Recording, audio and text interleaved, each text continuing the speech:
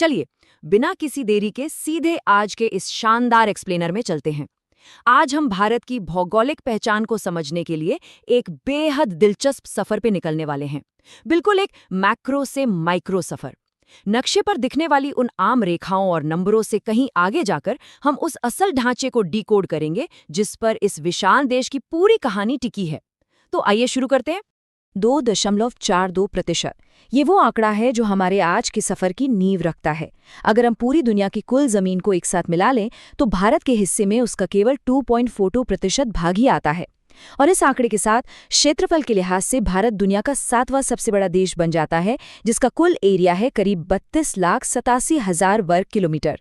सुनने में ये काफी बड़ा भूभाग लगता है ना, लेकिन असली कहानी तो कुछ और ही है। अब जरा इस कॉन्ट्रास्ट को देखिए। दुनिया की सिर्फ 2.42% जमीन और उस पर दुनिया की कुल आबादी का 17.5% हिस्सा रहता है। जाहिर है ये एक बहुत बड़ा और गंभीर असंतुलन है। जमीन और लोगों के बीच का ये भारी अंतर सीधे तौर पर हमारे संसाधनों, खेती की जमीन और शहरों पर पड़ने वाले जबरदस्त दबाव को दिखाता है। सच कहें तो भारत की लगभग हर चुनौती और हर आर्थिक नीति के पीछे यही एक आंकड़ा छिपा है। तो सबसे पहले बात करते हैं वैश्विक मंच पर भारत की और समझते हैं दुनिया में हमारी असल जगह को। क्षेत्रफल के हिसाब से भारत से बड़े जो 6 देश हैं, उनका सही क्रम अक्सर दिमाग से निकल जाता है, पर इसे याद रखने की एक बहुत ही कमाल की ट्रिक है। रुक, चीन, अब आ भारत। ध्यान से सुनिए। रूस से रूस, क से कनाडा, फिर चीन, अ से अमेरिका, ब से ब्राजील, आ से ऑस्ट्रेलिया और 7वें नंबर पर अपना भारत। है ना मजेदार? ऐसी छोटी छोटी ट्रिक्स भूगोल को कितना आसान बना देती हैं। और अगर हम समय में लाखों साल पीछे चलें तो ये जानकर हैरानी होती है कि भारत हमेशा से यहाँ नहीं था।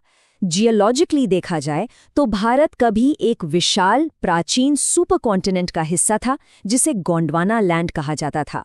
जी हाँ, ये वही जमीन का टुकड़ा है जो कभी अफ्रीका, ऑस्ट्रेलिया और अंटार्कटिका के साथ पूरी तरह से जुड़ा हुआ था। अब ग्लोबल स्टेज से जरा जूम इन करते हैं और आते हैं भारत की विशाल सीमाओं पर।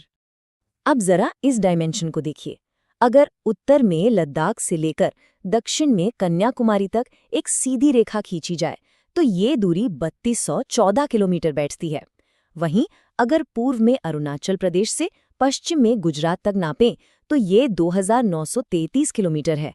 मतलब उत्तर दक्षिण की लंबाई पूर्व पश्चिम की चौड़ाई से करीब 300 किलोमीटर ज्यादा है। इतने बड़े स्केल पर ना ये 300 किलोमीटर का गैप बहुत मायने रखता है। यहाँ एक ट्रिविया हो जाए।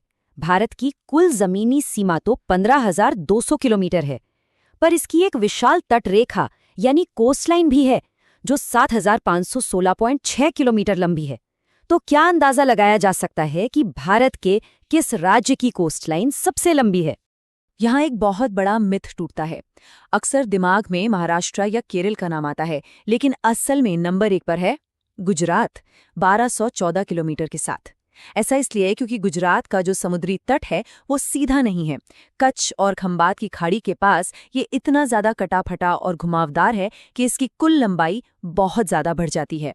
चलिए एक और दिलचस्प सवाल लेते हैं। भारत 7 देशों के साथ अपनी जमीनी सीमा साझा करता है। पाकिस्तान, अफगानिस्तान, चीन, नेपाल, भूटान, म्यांमार और बांग्लादेश। क्या कोई गेस कर सकता है कि इनमें से सबसे लंबी बाउंड्री किस देश के साथ है? और इसका सरप्राइजिंग जवाब है बांग्लादेश। पूरे 4,096 किलोमीटर लंबी सीमा। आमतौर पर चीन या पाकिस्तान होने का जो ख्याल आता है, ये फैक्ट उसे बिल्कुल गलत साबित कर देता है। दुनिया की ये 5वीं सबसे लंबी जमीनी सीमा है और ये इतनी लंबी इसलिए है क्योंकि ये बहुत ही कॉम्प्लेक्स नदी प्रणालियों और घनी आबादी वाले इलाकों से होकर बल खाती हुई गुजरती है। अब आते हैं अक्षांश और देशांतर के गणित पर। आखिर इस विशाल देश का सटीक पता क्या है?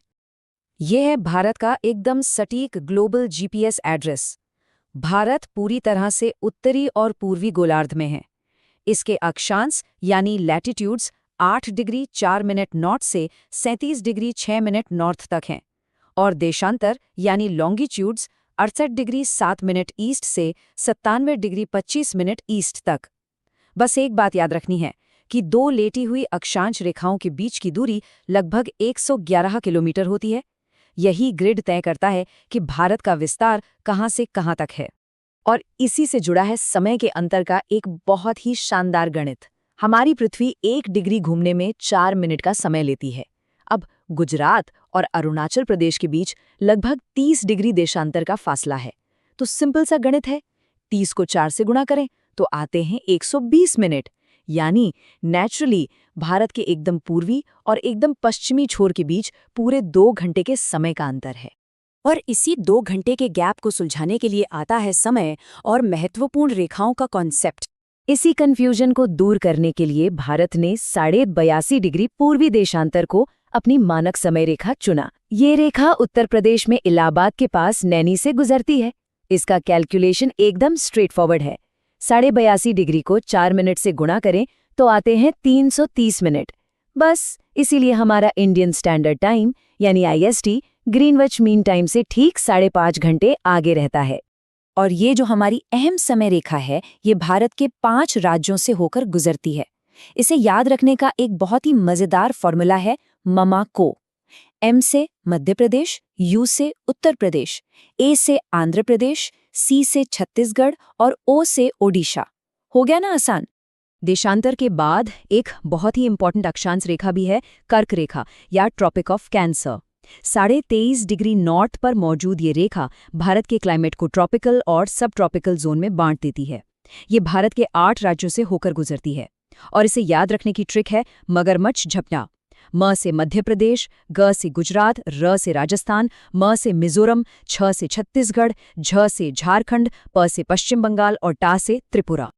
अब जूम इन करते हैं एकदम किनारों पर, देश के अंतिम बिंदु। आइए एक नजर डालते हैं इन 4 स्ट्रेटेजिक कोनों पर। उत्तर में लद्दाख के पास एकदम टॉप पर है इंदिरा कोल। मुख्य भूमि के बिल्कुल दक्षिण में है कन्याकुमारी।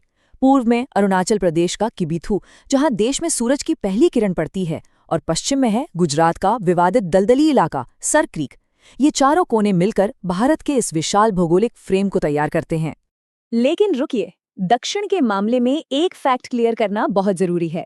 अगर हम पूरे भारत गणराज्य की बात करें जिसमें हमारे आइलैंड्स भी शामिल हैं, तो असली सबसे दक्षिणी छोर कन्याकुमारी नहीं है, वो है ग्रेट निकोबार द्वीप पर स्थित इंदिरा पॉइंट।